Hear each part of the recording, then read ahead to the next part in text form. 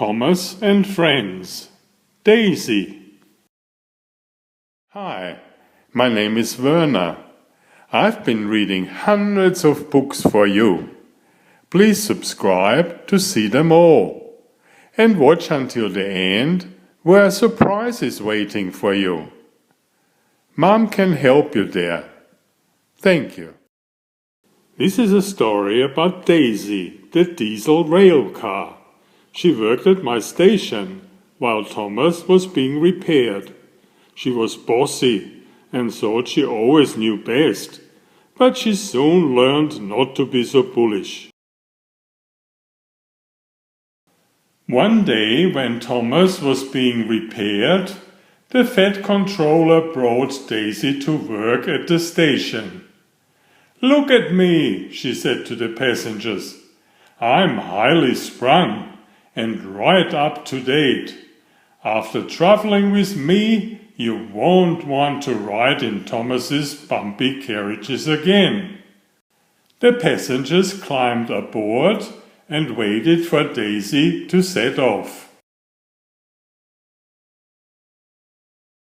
Every morning milk was collected from the farms and put on a wagon at the station. The wagon was coupled to Thomas's first train of the day, so he could take it to the dairy. That day the milk wagon was waiting for Daisy. "I won't take that," she said in horror. "Nonsense," said her driver. "Come on now, it won't take long." But Daisy refused to move. Daisy lied so she wouldn't have to take the wagon. "My fitter says I'm highly sprung, and pulling is bad for my swerves," she said. "I can't understand it," said a workman. "Whatever made the fat controller Sanders such a feeble—" "Feeble?" spluttered Daisy crossly. "Stop arguing," cried the passengers. "We are already late." Nothing Daisy's driver or guard said would change her mind. So workmen moved the milk wagon and Daisy went smugly away. "I made up a clever story," she chuckled to herself. "Now I can do the jobs I want to do and no more." When Toby came to the station, he was surprised to see the milk wagon there. "Daisy's left the milk," Percy said crossly. "Now I'll have to make a special journey with it, and I'm already late for the quarry." "Why don't I take the milk to the dairy, and you fetch my quarry trucks?" Toby said. "That way we can both save time." It was agreed, and both engines set off. A little later, Toby met Daisy at a junction. She laughed at his side plates and cow catchers. Toby explained that he had them to stop animals being hurt if they got onto the track in front of him. "You're just scared," Daisy said rudely. "If I see an animal on the track, I'll toot and it will move." "I'm not scared," Toby replied calmly. "And they won't just move if you toot." "They will for me," said Daisy proudly. When Daisy reached the next station, a policeman waved for her to stop. "Champion, the bull, is on the track," he said. "Please move him along to the farmer."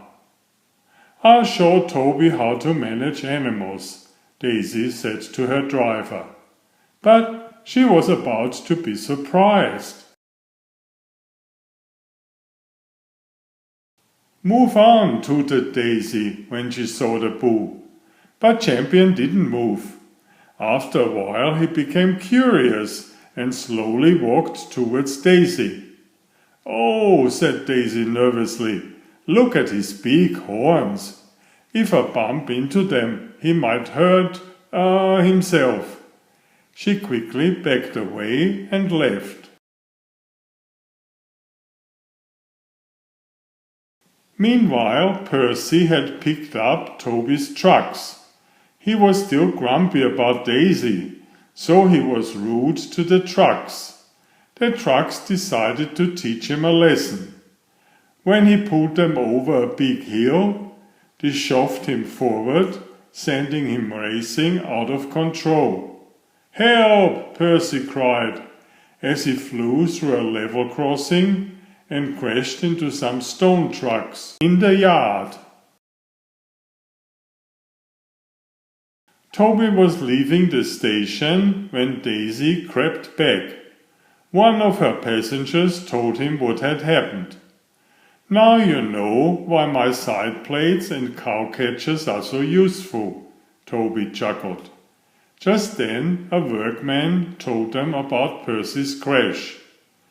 "If you help Percy," Toby said to Daisy, "I'll take our passengers and move the boom." Daisy agreed and both engines set off.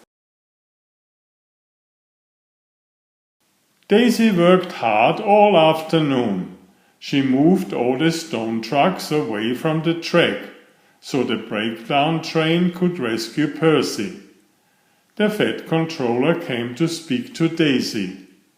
"I heard that you left the milk wagon," he said crossly. "I wouldn't have lazy engines working on my railway.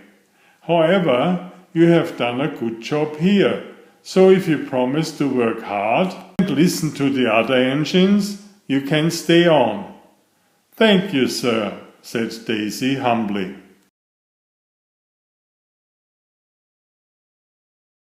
Thomas came back to work the next day. Daisy stayed on to help while Percy was being repaired. The Fed controller was very pleased, because she had worked hard and listened to the other engines. Daisy became good friends with the engines, and sometimes she even delivered the milk wagon for Thomas. Please subscribe if you haven't already. Thank you. Enjoy my new series Oliver and Jumpy. 19 video books with about 500 pictures. There's text, but I also read it aloud for the younger children. I have written 65 stories and had them illustrated at great cost for your children's fun. Oliver is an elegant tomcat and Jumpy is his lady friend. Oliver loves to ride in Jumpy's pouch when they go for adventures together. Please find a link to the first book in the description of this video.